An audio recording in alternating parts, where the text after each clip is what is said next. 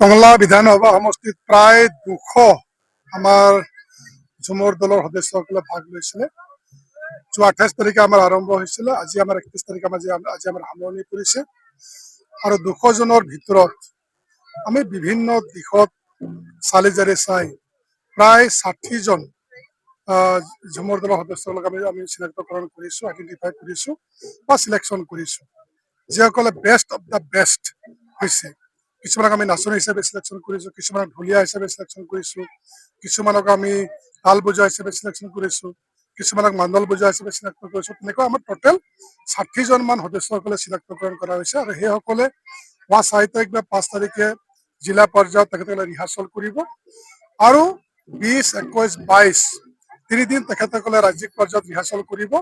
23 তাৰিখে ৰেষ্ট ল'ব আৰু 24 তাৰিখে আমাৰ সকলোৰে আদৰৰ, সকলোৰে মৰমৰ, আমাৰ গোটেই বিশ্বৰ নেতা নৰেন্দ্ৰ মোদী ডাঙৰীয়া আহিব। সেইদিনাখন 24 তাৰিখে নৰেন্দ্ৰ মোদী ডাঙৰীয়াৰ সন্মুখত গোটেই অসমৰ প্ৰায় 8,000 শিল্পীয়ে অংশগ্ৰহণ কৰিব, একেলগে নাচিব। আৰু এই যি আমাৰ ঝুমুৰ, এই ঝুমুৰক গোটেই বিশ্বই চিনি পাব। ঝুমুৰ যি নৃত্য বা ঝুমুৰ যি সংস্কৃতি, এই সংস্কৃতিক আমি 24 তাৰিখে গোটেই বিশ্বক দেখাবলৈ আমি সাজু হৈ আছো। আৰু লগতে আমাৰ টংলা বিধানসভা সমষ্টিৰ 60 জনকৈ ঝুমুৰ দলৰ সদস্যসকলে সাজু হৈ আছে। তেখেতসকলে best of the best performance কৰিব, আমাৰ সম্পূৰ্ণ আশা আৰু ভৰসা আছে। 200 জন যি আমাৰ সদস্য আছিলে, তাৰ পৰা আমাৰ অকল 60 জনকহে আমি বাচিব পাৰিছোঁ। আৰু বাছোতে আমাৰ বহুত কষ্ট হৈছিলে। 200 জনৰ 200 জনেই আমাৰ ভাল নাচনী, ভাল বাদক, ভাল মান্দল বজাব জানে, ভাল ঢোল বজাব জানে। কিন্তু বাচাটো আমাৰ কাৰণে ইমান সহজ নাছিলে। তাৰ মাজতে যিহেতু আমাৰ এটা নিয়ম বান্ধি দিছে যে 60 জনহে যাব পাৰে টংলা বিধানসভা সমষ্টিৰ পৰা, সেইকাৰণে বাচিব লগা হৈছে। নহ'লে আমাৰ 200 জনত 200 জনে যাব লগা সদস্যসকল আছিলে। গতিকে এই যি আমাৰ 60 জন বাচিছোঁ, গোটেই কেইজন অতি এক্সপাৰ্ট। মান্দল বজাব লাগে মান্দল বজোৱাত অতি এক্সপাৰ্ট, ঢোল বজাব লাগে ঢোল বজোৱাত অতি এক্সপাৰ্ট। আৰু যিসকল নাচনীবিলাক আপুনি চালে আপোনাৰো নাচিবলৈ মন যাব, ইমান ধুনীয়া নাচে, ইমান ধুনীয়া নাচে। তেখেতসকলে মানে নাচোতে আমি চাইছোঁ ভৰি কি ধৰণে মিলাব লাগে, গা কি ধৰণে লৰাব লাগে, ফেচটো কি ধৰণে দেখাব লাগে, হাঁহিটো কি ধৰণে আহিব লাগে, গোটেইবিলাক তেখেতসকলে পুৰা এক্সপাৰ্ট।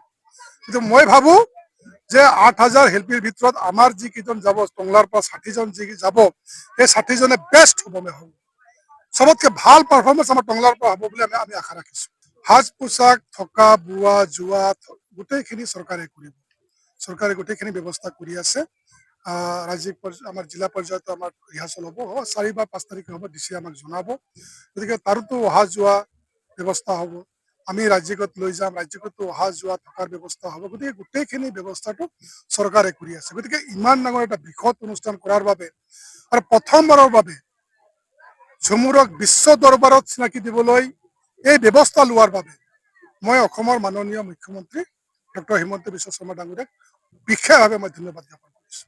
যিকোনো খবৰৰ বাবে যোগাযোগ কৰক 7099017330 লগতে 7099017110 নম্বৰত।